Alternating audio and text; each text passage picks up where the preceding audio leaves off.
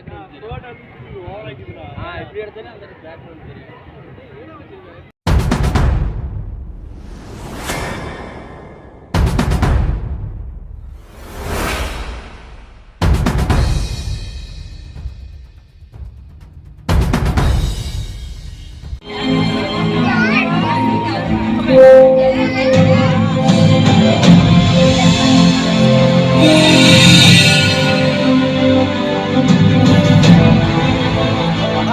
தாய்மார்களே, பெரியவர்களே, என் உயிரினும் மேலான அன்பு உடன்பிறப்புகளே, நம்ம எல்லாம் ஆளாகிய அண்ணன் அறிஞர் அண்ணா அவர்களது மறைவுக்கு பிறகு அவரது வழி நின்றது எனது தலைமையில் நடைபெற்ற திராவிட முன்னேற்ற கழகத்தின் ஆட்சியில் ஏழையின் சிரிப்பில் இறைவனை காண்போம் என முழக்கத்துடன் தமிழ்நாட்டிற்கும் தமிழ்நாட்டு மக்களுக்கும் ஆற்றிய தொண்டுகளும் சாதனைகளும் ஏராளம் ஏராளம்.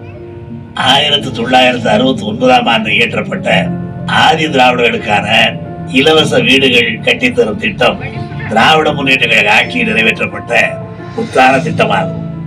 ஏறத்தாழ 15 ஆண்டுகளாக தமிழ் மக்களும் தமிழ்நாட்டு அரசும் ஒன்றிய அரசிடம் இடைவிடாது கேட்டுக்கொண்டிருந்த சேலம் இரும்பு உருக்காலை திட்டம் நனவாகி 1970ஆம் ஆண்டு செப்டம்பர் திங்கள் 6ஆம் நாள் எனது தலைமையில் அன்றைய பிரதமர் இந்திரா காந்தி அம்மையார் அவர்கள் சேலம் இரும்பு உருக்காலைக்கு அடிக்கல் நாட்டினார். 1971-72ஆம் ஆண்டுகளில் தமிழ்நாட்டின் அனைத்து கிராமங்களையும் பிரதான சாலையுடன் இணைக்கும் இணைப்பு சாலைகள் அமைக்கும் திட்டமும் அனைத்து கிராமங்களிலும் மின் விளக்குகள் நிறுவும் திட்டமும் இயற்றப்பட்டு எல்லா கிராமங்களுக்கும் மின் வசதி செய்து தரப்பட்டு மின் விளக்குகள் நிறுவப்பட்டன. மேலும் சுமார் 10,000 காலனி வீடுகளுக்கு மின்சார வசதி செய்து தரப்பட்டது. தமிழ்நாடு முழுவதும் மனிதனை இழுக்கும் மனிதாபிமானமற்ற கைதி சாவடிகள் ஒழிக்கப்பட்டு 1973ஆம் ஆண்டு பயனாளிகளுக்கு இலவச சைக்கிள் ரிக்ஷாக்கள் வழங்கும் திட்டம் நடைமுறைப்படுத்தப்பட்டது. விவசாயத்திற்காக பயன்படுத்தப்படும் மின்சார பம்பு செட்டுகளுக்கு இலவச மின்சாரம் வழங்கும் திட்டம் 1990ஆம் ஆண்டு நடைமுறைப்படுத்தப்பட்டு அதன் மூலம் 16 லட்சம் சிறிய பெரிய விவசாயிகள் பயனடைவார்கள் என்றும் அறிவிக்கப்பட்டது. 133 அதிகாரங்களை குறிக்கும் 133 அடி திருவள்ளுவர் சிலையை இந்திய பூபாகத்தில் படையமைத்திற்கு ஈடாக திகழும் தென்குமரியில் நிறுவிட முடியும் என்னால் என்பது யான் பெற்ற வரமல்லவா? இதயமுள்ள தமிழன் எல்லாம் உணர்ச்சியால் குத்தி எழுந்து குறித்திட்ட எழுச்சி.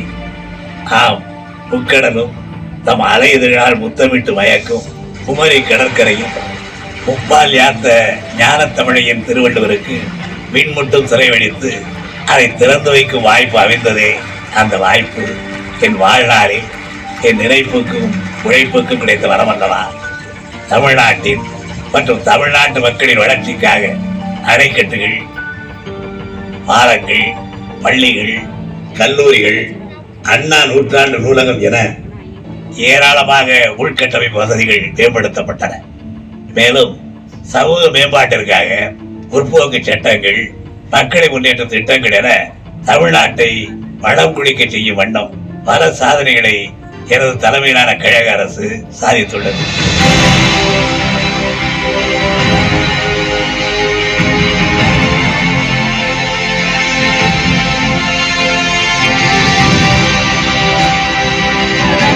ஏழையின் சிரிப்பில் இறைவனை காண்போம் என முழக்கத்தோடு தொடங்கிய கழக ஆட்சியில் தமிழ்நாடு தனிப்பெரும் மாநிலமாக தொடர்ந்து தலைநிமிர்ந்து இருக்கிறது என எண்ணி நான் பெருமை கொள்கிறேன், பெருமகிழ்ச்சி அடைகிறேன்.